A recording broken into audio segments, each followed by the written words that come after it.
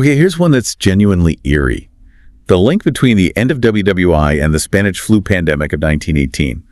Our sources explain that as troops started heading home, millions of them all over the world, they carried the virus with them. So the end of the war actually helps spread this other catastrophe. That's a terrible irony. It is, and it raises this crucial point about how large-scale events, especially massive movements of people, can amplify other crises. Think about it. Millions of soldiers demobilizing, traveling across continents, often in crowded conditions, weakened by war. It was the perfect storm for a pandemic. Yeah, you can see how that would happen. And the numbers are just devastating. The Spanish flu killed over 50 million people worldwide in about a year, far more than died in the actual fighting during the 4 years of war. 50 million. It's staggering. It shows the war didn't just stop suffering when the guns fell silent. It created the conditions for a different kind of catastrophe, highlighting the link between conflict, global health, and movement, a lesson still relevant today. And that brings us to the end, and maybe the most poignant point. World War I was called famously the war to end all wars. That was the hope, right?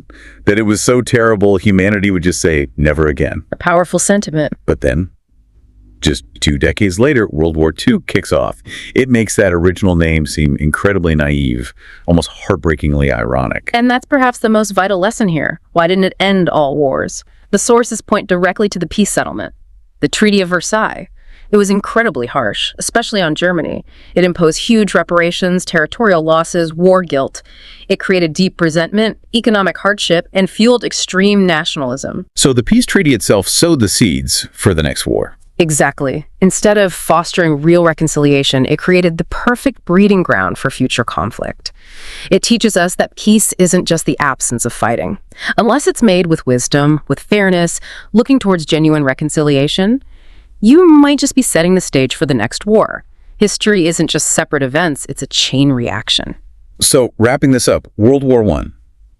It's not just distant history, it's like a mirror, isn't it?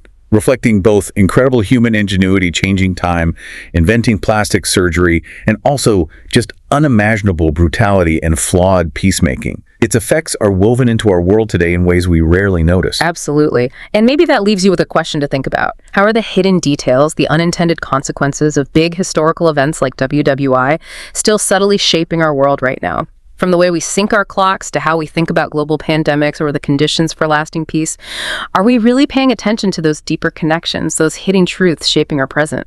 We hope this deep dive gave you some surprising insights. Which facts stood out most to you? Definitely keep exploring history. There's always more to uncover.